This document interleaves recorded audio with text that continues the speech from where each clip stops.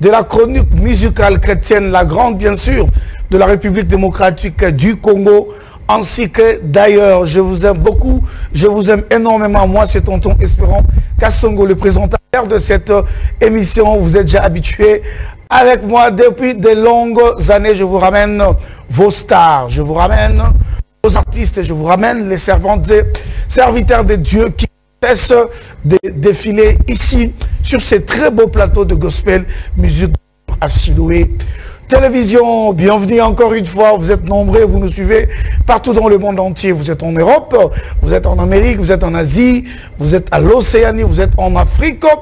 Que Dieu vous bénisse, vous nous suivez partout et le monde entier, en général précisément l'Afrique et dans sa fièvre de cette coupe d'Afrique, qu'à cela ne tienne, nous sommes toujours là pour vous servir parce que les artistes musiciens chrétiens aussi, le grand programme qui ne cesse de nous bénir, nous enfants de Dieu, même deux fois les païens, pourquoi pas. Alors nous là, les amis de Kinshasa, je vous aime beaucoup, disséminés dans toutes les 24 communes. Je suis le vôtre, je vous aime tant. Les amis de Brazzaville, c'est vrai, Brazzaville, vous ne cessez d'appeler, vous ne cessez de demander Tonton Espérant, mais tu vas revenir quand? Bon, je vais retraverser, mais vous savez maintenant, ces derniers temps, il y a des formalités à remplir, il y a des conditions. Mais on va faire de notre mieux pour y être, donc ne vous dérangez pas. Alors, je vais recevoir pour vous, dans cette émission, une servante de Dieu. Nous la connaissons très bien. On l'a surnommée la princesse de l'Éternel. C'est vrai, on connaît aussi beaucoup de princesses dans la musique chrétienne. Moi, je connais cette appellation pour la première fois chez celle que je vais recevoir pour vous dans cette émission. Alors, je vais vous laisser découvrir l'artiste. Notre numéro sort au-dessus de vos écrans. Vous avez des questions à poser parce que vous la connaissez très bien. Écrivez-nous, n'appelez pas s'il vous plaît. C'est notre numéro WhatsApp. C'est aussi notre numéro pour les SMS. Écrivez, n'appelez pas. Je vais vous laisser découvrir l'artiste. Et moi, je vous retrouve juste après pour l'inviter sur ce plateau. On y va. Vous l'avez si bien découvert. Et elle s'appelle Chalida Kassa. Autrement dit, princesse de l'Éternel. Akimabiso, il y a très longtemps, il faut tout calculer. Bon, une année pratiquement, tout exagéré, pété. Ça fait une année à moi, on a sous-souté. Se retourner à Tonton Nazali. Tonton Nazali. Bon, c'est elle, née à Honoré Bisso, dans l'émission. Il y a les lots, alors, princesse Koki, qui a avancé. Tu sentir maintenant les princesse, hein? Alors, bonsoir. Bonsoir, tonton. Bonjour. Je sais. Tu es au coin, tu es à la caille. Qui m'est ça? Qui m'est ça? Il Ngolo, ça va. Au Baksa Bisso. Non, au Baksa Binote. Année à Sika, Batbaoto le Psy, on y a va tout vendre. Bonne année, na batonio, ça va être occasion que. Yakolanda Bisso, ma meilleure veille, biscuit, se besoin, mais que le Seigneur vous bénisse. Voilà, prenez place, princesse de l'Éternel. Alors, je nous rappelle que nous sommes en direct de Siloué Télévision. Dans cette émission Gospel Music, on reçoit pour vous vos stars préférées, vos artistes préférés et les servantes et serviteurs de Dieu. Dans cette émission, tout le monde tout ça là. Alors, maman, je suis qui m'a cassé tout mon aïe, parce qu'il y a un programme depuis l'année passée. Programme l'année passée et rataki cause qui Covid. Non, bêta caca, on salue le Kwazate. Alors, tonton conseil payant, moi, na bêta Zate, il faut respecter, à patriote, hein, à respecter. Maman, Chalida Boni. Bien, papa. Santé, ça va? Tout va bien. Absence, mon lait, bon, on va toujours que. So dans mon anaté c'est que na message au pesate na bona oko saba na nzambe mais sinon mais obungi nde ya makasi penza obungi pe na bungi na télé mais na sente na télé na bungi mais na sente réponse na télé obungi mais na sente obungi te ah oui mais ngala senga kabno ko sona bi mais ndeti yo presta mingi au presta qui na ba sona bando calculer année passée. Vous avez 2 fois la femme de distinction. Si, si. Et puis après, je crois, 30 ans et l'homme a su faire aussi. Oui, 30 ans ministère à combat spirituel. Voilà, 30 ans, au Betaki, et puis à part ça, au Betaka Nayo, mais je me suis dit que bon, moi, je vais quand même couper c'est là quand même information. Bon, ils ont ma bête, Moutamtaza Ndenge, Moulin Zambe Kambaka Saïla Makam. Ils ceux qui ont monné le corps, l'obésité, tu préféré, tu peux savoir dans Zambie. Le meilleur nabiso bon na coucou mais na ba prestation mais boye to ya vraiment un message moko oyo ko pambola bango lisusu. Avant la côte na Mozindo moto moko akomela ki ngai quand j'ai partagé l'affiche Azab Brazzavilloise alobi maman Chalida c'est la star des Brazzavilloises, c'est vrai? Oh n'ébité c'était d'abord autant à kombo na ye c'est une fan à l'andanga mingi. Quand je passais, tu reçois maman Sheldon Abi, oui. Abi, mais elle, c'est la star. Il y a des musiciens à Brazzaville, c'est vrai? Il y a beaucoup de polémiques. Il y a lobby polémique. Il y a un lobby à Brazzaville. Mais on a ébi par la grâce de Dieu. Na betaka moi mingi kuna. Il y a lobby la star. Mais la star il y a des musiciens à Brazzaville. Non, non, non, non, non. Parce que nous, il y a même des musiciens, on a un bêté, hein. Mais au Yéban à Brazzaville, vous avez mis à Brazzaville. Oui, mais star t'es. Parce que star na ba belle Agnelé, ba Papa Roy. C'est toi Raka. Belle musique ici là. Non, non, non. Papa Roy peut musique ici là. Non, non, non. Belle Agnelé à Brazzaville, azan rang mon qu'on a ba na Michel ni ba maman a. Bon t'es azati. On a changé de l'or mais l'or t'es azati. J'ai le peu coututé. Papa Roy, assis la cala. Papa Roy, l'éléphant. Assis la cala. Daddy, Papa Roy, bonne année, jamais aussi là. Kuna fotanga ne, so otangi Sylvain Kwala. Otangi Lifoko du ciel. Voilà. Otangi Tsunami. Papa Roy. Tu vas voir. Il y a un frère mot pour André, bien Christelle Chango. Oui, Christelle aussi. Mais Nazota en débat. Non, non, non. Quand tu as la bonté, même si aux autres, on a la honte. Alors, maman Chalida, Boni Akabo. Oui, vous avez qui a souka na Kitambo. Oui. Faut que on se laisse soirée de Vandé. Soirée où bien tu es lié. Tu aussi c'est pas possible ce bon. Ah, tonton. Depuis tu as na Kitambo Tilelo. Oui. Sans suite. Non. Le programme est belé, tu voyager, tu zongi, tu tout ça, activité. Bon, sans suite. Mais puis après, je me rappelle, l'année passée, au PSA, programme, il y a un grand concert, il fallait mettre à Liban d'Amboka. C'était un concert prévu, mais apparemment, oui, tu as pu suite dans le côté. Non, tu as été susté. Mais par la grâce, en 2022, tu as été. Mais apparemment, au Lingami, vous avez dit Banda qui est là. Non. Parce qu'on prestera trop de bandes qui est là. Dans l'année 2021, Covid ne salagi que mais apparemment on prestera trop c'est comme si on a mingi libanda qui pas na yomoko te nangere pa nanga batwe libanda balinganga mingi nalo bakata bon nangere pa nanga batwe libanda balinganga mi on a zaza ba concert za au compter mais tu yongo na ko compter nombre ba concert à celle na misapi au moins que comme tam sous 5 te mais libanda zobeta makasi bon mbalo to vandi mbalo to beta makasi na mboka na biso. En tout cas, Mikolo n'a pas maté nabi Kinshasa nani. Alors, à Kabou depuis l'année passée, il y avait un concert Erataki. Oui. Ils avaient sorti officiel album. Oui. Alors, on a rien à comprendre. Oh, Toyaki na Kitambo Zalaki Nini. Bon, oh, Boyaki na Kitambo Zaki café de presse. Ok. Les qui sortent officiel T. Mais pas tout ça quand c'est quoi sortent officiel café de presse. Nazali na posa na kuta na bino tema na kuta na bino kala na sola na bino na présenter bino pe album yango to organiser qui café de presse. Ils ont juste la présentation album la presse. Oui, oui. Parce qu'il y a des gens, il y a chez moi confusion hein. Quand on te pèse de sous affiche sorti album. Album na nebimité. Donc akabo na nebimité. Na nebimité. Album ils ont demandé le 6 mars. Akabo ngala banda ko lobelango depuis 2019. Hein? Déjà tu te rappelles. Fallait que pendant mois de juin 2019, j'ai bonne mémoire. Non, fallait que pendant en mars 2019. est raté. Aïbsinga, tonton Espérance juin est raté.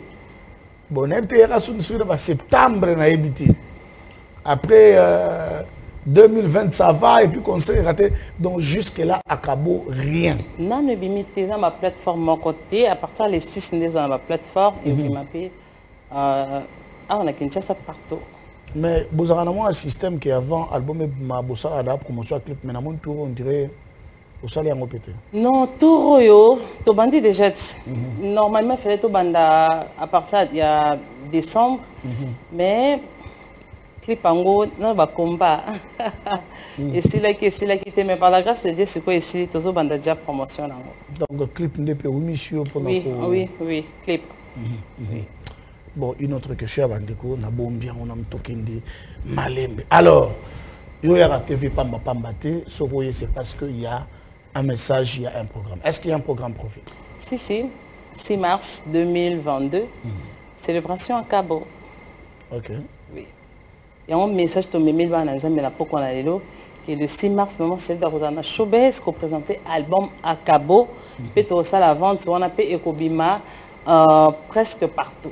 Ah ok, donc le 6 mars, oui. On est allé sortir officiel. Et album à Cabo. À Cabo. La Showbiz. Oui. Et ça va se passer comment? Tout le monde a banni un point de presse. Et puis à certains sous playback. Maman va vraiment faire un concert. Concert, célébration à Cabo. C'est-à-dire on a vraiment concert. Autobé tabanzimba Cabo par la grâce pétokozo moi mi bali album akala to bakisi mais ils ont sorti officiel il y a Cabo célébration à Cabo ndé to représenter album à Cabo wana to cette vente à Cabo. Alors maintenant vous expliquer bisopé à Cabo yango parce qu'il y a plusieurs personnes nga ba mon soir tamsu ma chef de zone abracadabra nous on ne comprend absolument rien. À Cabo d'abord ils ont la langue na bisoté. Si. Ils ont la langue ni puis ça veut dire quoi? À Cabo, Engi Koloba, et si les gens en portugais, c'est fini, oui. Ok. Et si les. Et si les. Donc, et si les pays? Engi Koloba, et si les. Non, non, expliqué. Engi Koloba, et si les. C'est-à-dire, biloko eleli sarabiso. Makambo ezang sarabiso pongi na butu. Makambo evandi sarabiso na se. Et comment on a un moment moboé? Au cours de bitumba nanzia non mais dire bon ça bitumba na pour faire une assez et si sa carrière non mais étant que moi en Nzambe tant toujours sambela Nzambe opesa suma kasi ya ko popola ya ko comprendre ya ko ba mon eloko en tout cas on l'a sauté et s'il ayamona kolela lisusu temo et comme tango a célébration mao ana mikonyo so bande ko finga e bazo finga ya botakate tanga comprendre na kota na temple Alléluia na temple. Yo kasi mikonyo sa ba ka temple mazwaka azora solution te parce que mukwana ko lelaniza ki différemment. Ça dit tant Alléluia télé m'habite na poponi makolo. Ko lelananga sili. Mbala mo azwi Samuel. C'est-à-dire ça ba blo mususu il faut yo telema. A tout monde qui ndete so linge benda yo. A tout et quoi ça mutu mususu abi ba sambeli pona ye na ba pas abande ko bela pasteur asambeli pona ye mazomo na ndete guérison te so razongi nda comment ndete ba nako bande ndesi babiloko wana bande osala ma bezo zonga mais yo ce qu'on place aux infos ba te nga déjà mosala nzamba sambela poto nga moko déjà ba na nzambe ke na biki oboyi yango parce que son tout temps yo boyo besili pe nzamba zo ko intervenir. Ah bon? Oui. Ah ils ont un message fort oui. Moi je comprends rien en gros. Et le lot font donc à Cabo veut dire ici. Tout ce qu'on a mais il faut décision de Yamout. Oui. Yo moko zo décision bi ke li kambo ezole en tout cas lelo esili non lela li souté tant yo zo décision nzamba moni kondimo chekat na yo ya salelo quelque chose donc les six to le latin non célébration balamoko célébration non le point pas problème toi non célébration pas tonton célébration non ça va ko permettre te munguna no mona ma misu na yo atele mselo mozo sala o passe na kati mais libo sala nguna no ko permettre te so ça pour ça lela yo na nkolo fuka mi yesu e viens nga Jésus sala nga bola mais misu abatu non lela te parce que ça abatu misu nga eloko e komeli muto o lela po etona c'était non lela te na peta on comprendre ka bina o lela te azoki Samuel ah oui et ça ba situation musu comme la abisondo non le to bi c'est ay simba na bota na bala te na ko célébrer tant on célébrer on célébrer li bala na mobile déjà mona on célébrer mariage mais l'aime sous na oza mobile te oza na fiancé mais tant on za mona acte ya foi na kat na on ça quelque chose. Voilà, j'ai risqué de dire merci maman pasteur Chalida Kassa. Non. Tout le monde pasteur Yosu.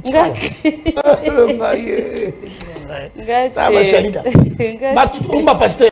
Ngaka moyembi. Bako ba pasteur ça ngabe pona ina l'église na maman. Maman Laure, évangéliste. Oui. Alice Ali, évangéliste. Maman Godet, évangéliste. Nga chantre. La princesse. Maman parle la paix, évangéliste. Nga on va dans l'église. Oui. Yo chante, regarde. Ça va. Pourquoi on est dans l'église na bango? Oui. Maman parle na oya, maman Laure na oya, maman Godet na oya. Maman Godet na oya, gauchenne, hein? Et Nini, sa femme. Oui. Non, maman Godet na oya, sa femme. Mais le PCP, merci, hein. À ça, bolamo, mon collaborateur, maman, il s'est obéta. T'es à maman Pala, papa de Ningonde, en tout cas, ça m'a pas embolé, bino. Voilà. À Cabo, na moni quand même moi trop on va featuring. Na moni na évangéliste Ikebali. Oui. On a zopé ça yembo tata la kabiso pe moi mingi. Henri Papa Zaki dans l'album a passé? Non, à Cabo Kaka. Henri Papa Zaki à Cabo. Oui. Donc il y a Ikebali. Henri Papa. Henri Papa. Oui, bon mi bali. Bon mi bali kaka. Oui. À part Banalanga, Penambi na bango Elvis. Bon, Elvis déjà, tu y es tout ça déjà. Donc, tu as des Zaraka. Mais comment au-dessus de Michel? Pasteur Henri Papa a commis Nzembo. Ok. A Pessinga. Tu y es na yango. Ah, ok. Oui. Ils ont Nzembo na Nzembo na ngate. Ils ont un Katia Kabo, mais Nzembo na ote. Oui. Mais quand on a signé compositeur Chalida à toi? Non, non, non, non, c'est Pasteur Henri. Ah, donc, Solar, on c'est papa. Hein? Premier été. Là, on a et puis ça on peut parler. N'avez pas Kambolo pas. Il faut taper sur nos félins, ça va pas m'bouler. Mais est-ce que vous avez télé Emmanuel Moussongo pour l'année? C'est pas bien. Les amis parenthèses, vous comprenez? Je sais pas si vous venez de comprendre le mambo. D'accord. Alors donc, au Tiki Bandeko, Pasteur Henri Papa, je l'aime tellement parce que il est tellement doux, il a tellement un grand cœur, il est tellement bon. Il y a une qualification. Ah oui. Mais au Pumbwe, au Landi, il y a une musique à la poto, il y a une Bandeko Bazé belé, non? Oui, Bandeko Bazé belé, ça dépend, il y a mélodie, ça dépend inspiration, ça dépend des ambazo orientés. L'autre fois, tu as un pasteur Moïse, tu as un berger Yannick, tu as un Nanissus Mbaloyo, tu as un évangéliste Ikebali. Parce que le monde qui a un folklore, rythme, en tout cas, il y a un papa, maman, papa, folklore, évangéliste David, il y a Bikoro, Azalia. Si, il écoute au raté quand même un album Elombe Nangame, j'espère que par la grâce, tu as un album, non? Jamais. Nazaku parmi, bon, tu as deux frères, deux sœurs, au album. Depuis 2018, c'était 2022. Au moins, on a pu inviter les musiciens de l'orchestre. Mais est-ce que l'album est bimité? L'album est bimité? Tout est 2018. 2018, non, on a bimité l'album. 2018, est-ce que c'est un album est bimité en 2018? Je ne pense pas. 2019. 2019, l'album est bimité, il y a Sika, on a Yebi, il y a un album, il y a Trina. Te bango bazali bana ya bibomba. Bango ils ne peuvent pas se décider siko. Parce qu'ils sont gérés dans la label moko. C'est différent, yo dans orchestre na yo moko zambiaka, na yo moko c'est très différent. Bon maman on peut te qui dimanche maman Sianda. Merci na moibo ayiba ki ngai na boulevard Zamba Pambola yo. Chego ibenga na boulevard Odinde na terrasse. Que Dieu te bénisse. Et nous avons aussi un Nzambe. Donc, Nzamba Pamboula. On comprend le Mokolo Ali. Mais il n'y a pas d'album. Maman, on a coûté à Salipé featuring. Mais c'est ça quand même, deux personnes. Et c'est belé. C'est mon ticket belé bazar. On dit qu'on a confiné. Non, eh! N'est-ce pas qu'on a Non, c'est-à-dire que ça peut être à toutes ces 10 personnes, toutes ces 20 personnes, tout ça beaucoup kaka te bat nso ba otikala. C'est-à-dire album ezo ya so nzamba inspiré biso to benga mutu songolo to ko benga. Non, nous qui maté. Ata to bito mbata na 10 personnes à minute ba mise bozaka les 50, les 30, 20 ba otikala. Dans son sens. Mais merci à l'évangéliste Ike Bali. Merci à pasteur Henri Papa. C'est vraiment le meilleur Mabango. Ça va. Et puis, il bon, Isaac Bilonga Batu vraiment té. Non, Isa exemple. Tu peux ça me faire exemple. Isa Bilo Rola Mimizara. Dans le côté en profondeur, normalement ça nous maloba. Son amour na simba bra mais simba te funa kita. Mais ndeti nzembo ça la succès. Mokili mobimba. Mais au quoi ça peut remixer pour pouvoir peut changer. Non, bon tout ça remix pour le pouvoir papa. Est-ce que nous pas que livre Salani? Ah, c'est le pouvoir tout temps goya tout ça ce remix pour pouvoir ça. Non, tout ça là pour tout ça là, tout ça exemple on a pour na bisiko ngombe manga wana te. Ton même pas imokota. Kono oloba ki oliva Salani. Ah ko toi ta Denis Salani, eza kanzembo. Tout ça comme ça l'on kankolo. Oui. Mais comme manga na mambo ngombe manga. Na maman Denise Mingi na PC Mbote. OK. Son excellence. OK, ça va. Na le belo hôtel. Oui. Ozara pe bino ozara betango au vida moi chombeleli ba obeti moi tout ozuma loko bo salini. Ils ont dit ça là na maintenant ba bengi. Non, il était juste découragé. Là peut-être toi. Tenga na benga. Vous avez bé. Tenga na benga alors. José. C'est que je te vends. Bon, ça va. On va suivre cette très belle chanson. Célébration, hein? Célébration de clip de Mozart déjà. Ça, c'est le featuring avec l'évangéliste Ike Bali, Zambé et Alliance. On va suivre cette très belle chanson de la princesse et puis on a sentir tout le qualité de clip level, hein? Level, donc ça, on sent que Mbongweza. Faut toujours dire gloire à Dieu. Mbongweza, c'est Mbongweza. Ah, ok, gloire à Dieu. Alors, on va suivre ce très beau clip. On va maintenant revenir pour donner toutes les précisions par rapport au concert. Ça, c'est le premier numéro. Et je crois qu'avant concert, je crois que Nicolas, vous remonez moins la télévision, hein, parce que là, il y a une activité. Et avant concert, je crois qu'on va faire vraiment un plateau spécial. Tout peut s'abonner avant goût, hein. Il y a show hour. Et là, dans le concert, on a pas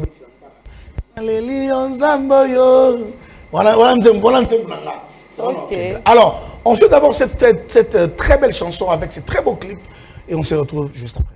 Nzamba Alliance featuring Chalida Kassa, évangéliste Ike Bali. Bonsoir tonton Espérant. Où est-ce qu'on peut acheter les billets des concerts de Maman Chalida? Elle va donner les détails tout à l'heure. Salut tonton Espérant. Kassongo, c'est Sabrina Safi. Eh, voilà maman. A combien mon nene boy? A coli petit. Ah, moi, je pousse à Niakoli. Ah oui. Voilà. Bonsoir, tonton Espérance. C'est Oriana Boukassa. Asa Labiso, Ata Vocalia, Naleli Nzamboyo.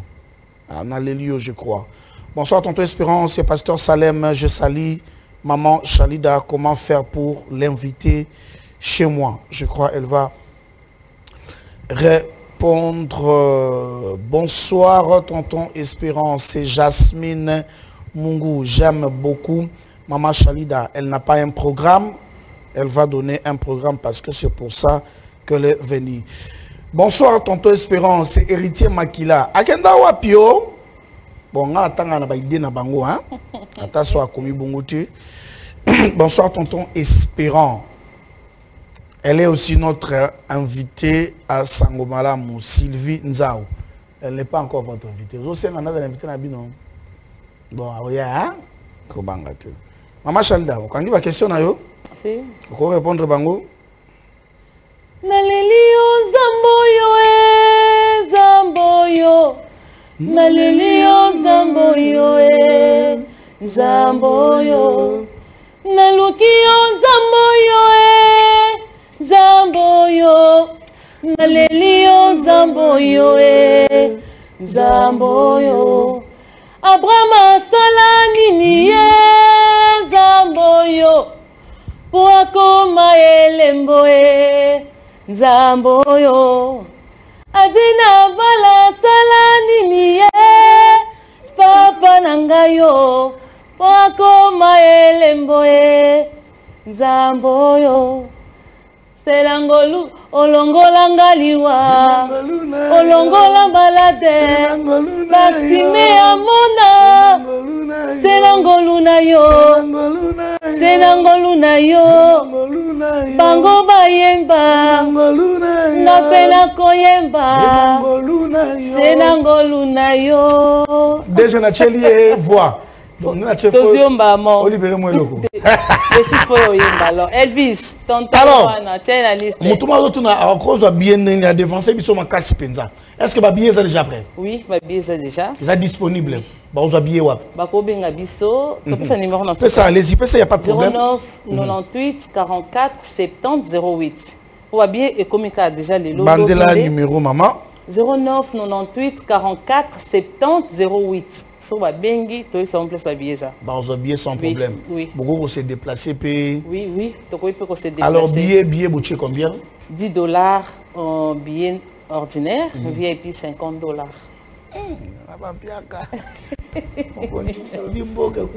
jamais bon si ça on te faut se sentir dans souka on va voir aussi la fiche du concert donc concert les concerts sont le 6 mars. Oui. Et au Banderni de 15h à 20h. De 15h à 20h. Si. Respecté. Si. Charles Lemne pour 2 heures. Non. 15h vous allez RAT. 15h mato bandi, 20h to silisi. Moi c'est pourquoi pas aussi ça appelle concert aussi ce concert payé avant. Regardez c'est par la grâce de Dieu aussi ça. À 19h. Oui. À 18h. Surtout que les 6 ça c'est un dimanche. Oui. Tu vas quitter bailler.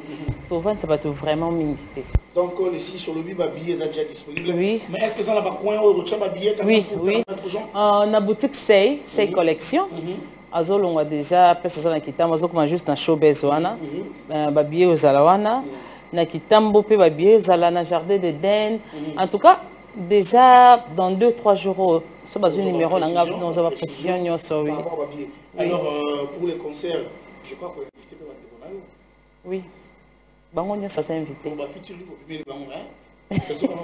Bango nyoso en tout cas le baba za na Kinshasa te. Quand tu dis bango nyoso c'est-à-dire bango nyoso na robenga bango pona pesa bango invitation.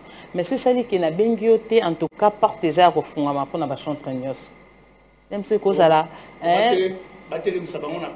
C'est impossible. Bilong na bango non nyoso sera déjà laissé aller. Donc laisser passer quoi. Attention ba sali ba bengi ba molingité tout ça. Attends même ce cause là que mais ça les est belé n'a vraiment tenté mais chantre nyoso ko poussa na awem kolona. Charles, je voulais poser en tout cas j'ai beaucoup réfléchi sur ça mais on a chantre à liboso dans occasion à tout na yo. Nous sommes en train de voir la communauté vivre. Hein? Oui. Je prends par exemple les Ivoiriens. Ceux qui sont musiciens sont profanes ou chrétiens plutôt. Ceux qui sont en activité. Au moins, Basangani. Lelo, tous on a un problème na Cameroun avec notre artiste Fali. Michel Camerounais tout à télémélier.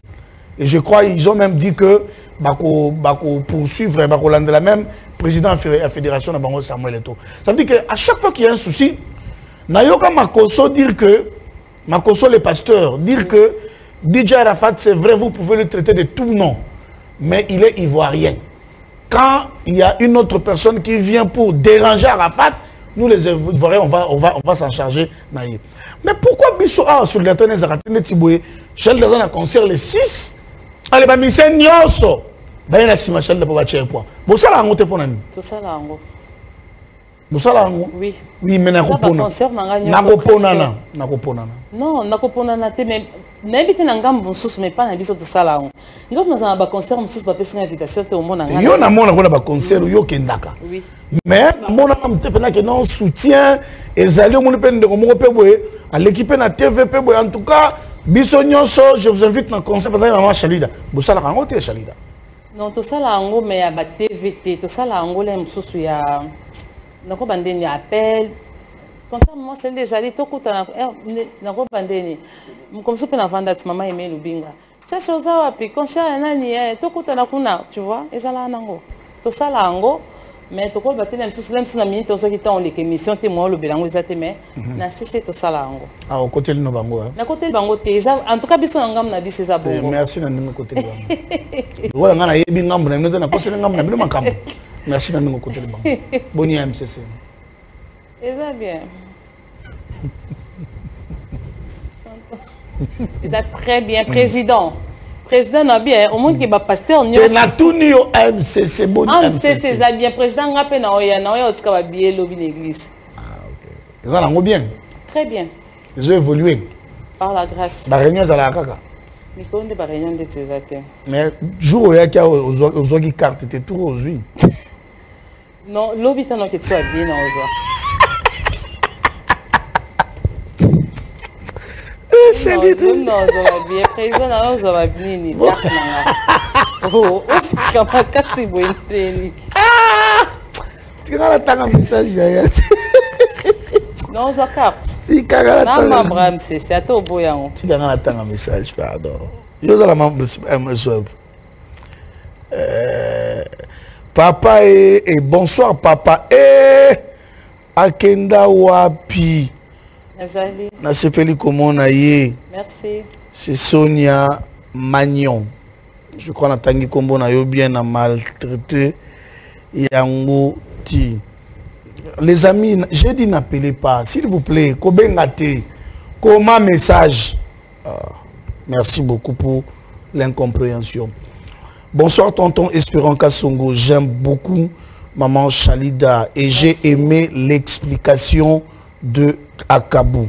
Merci. Que Dieu la bénisse, qu'elle n'oublie pas de prier pour nous à la fin de l'émission. Voilà. Amen. Elle est servante de Dieu. Elle va aller faire, pasteur Salem dit encore, merci maman Chalida. Je prends qui encore, bon, excusez-moi, le message que je lis toujours, je sélectionne, je ne lis pas tout. Bonsoir tonton Espérant, c'est Elsie Kande. Maman a fait sa précision, il y a chaubeuse. Oui, chaubeuse. Ça banque besoin chaubeuse. Ils sont en face à Itex Afrique, sur boulevard. En diagonale l'ambassade de France. De France, oui. Ils ont place au Bungate. Ato uti wapi. Ato uti côté nini. Ato uti njili. So zuraka boulevard Ozumutuka ya magasin qui tambo. Oui, c'est un chauffeur qui tient na chaubeuse. Ils ont place au Bungate ba kitso na chaubeuse il bosoana. Bosoana. Mais je crois que les gestes et barrières seront respectés. Hein? Si, si. Ah, ça me dérange. Chalida d'abord sous côté. Hein? Tout le temps, à caca. Ah oui. Bonsoir. Akenda Wapi, c'est Brenda. Nazali. Brenda, Brenda. Mon Dieu, boutine de la petite, tu vas misser ma question. On dirait que ma camarade m'a mis ça. Agnetika, maman, Akenda Wapi. Voilà. Célébration à Kabou, me fait signe, il ne me reste que 3 minutes. Les amis, si on entend un message dans le excusez la maman Chalida Arobandela, numéro, il y a téléphone. Alors, donc, nous devons retenir que maman Chalida sera aux Chaubeuse le 6 mars. 6 mars, oui. 15h, nous les bandits. Oui, 15h, tout bandit. Billet du dollar, est-ce que tu vas Coca-Cola? Pas Coca-Cola. Chaubeuse est ramené, bon. Par la grâce de Dieu, au Coca. Après, on a tous un concert Moussoso. Ok. Tout les caca. Yokundo, yonde kuto. Osa place au lobby la bon, ça va comme je l'ai dit tantôt. C'est une première avec elle. Donc, Azali Bato Yali Bosso. Donc, Pamboli émission Gospel Music en 2022. Non, Azali Yali Bosso, hein? On a reçu qui? Non, elle est la première. Ah, déjà, elle est deuxième. Ah, ok. Toyambaki maman Amina Kamavakala. Voilà.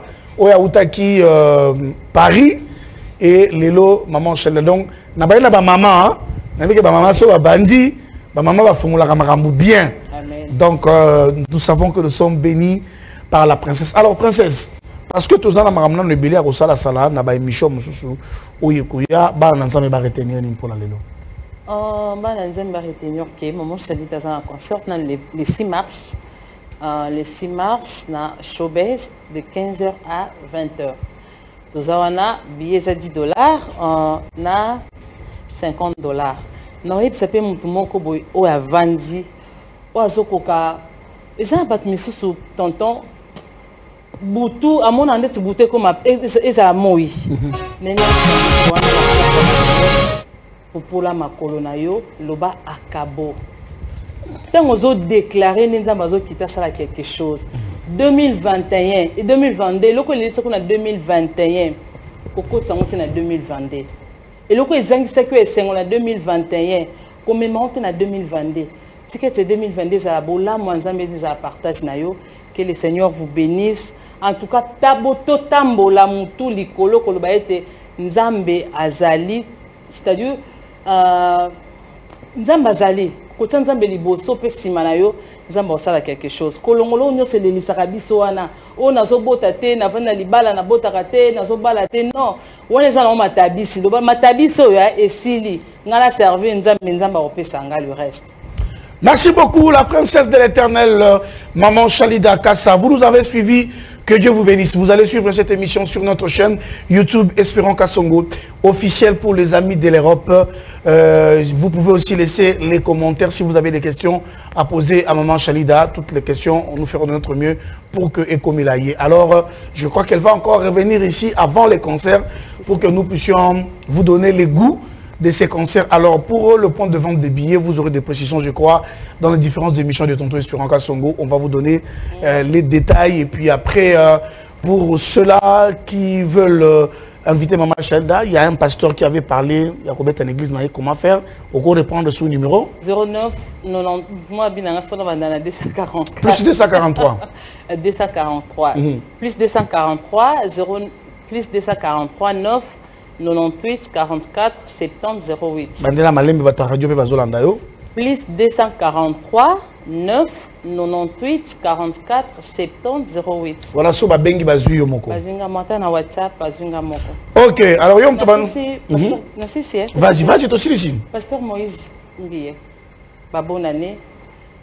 Toute invitation pas tonton Espérance to monio et ça abiso bientôt mbata. Longola elamba ya soni nanga. La tisanga elamba na kembo. On a un boyembana. Oui. Mais cette invitation na ilunga zali transport na biso ya fele za ilunga. Et on commence sans problème. On a beaucoup ayer mon pasteur sans problème. Alors nous avons fini pour ces numéros. Vous allez suivre cette émission en rediffusion le samedi à 15h10. Moi vous allez me retrouver les mercredis plutôt prochains avec d'autres invités. On m'a dit qu'il faut dire le numéro au bas. C'était en haut. On me ramène. Un jour, on va me dire, il faut dire le numéro au milieu. Alors, allez, moi, maman Chalida, bye bye. Bye bye.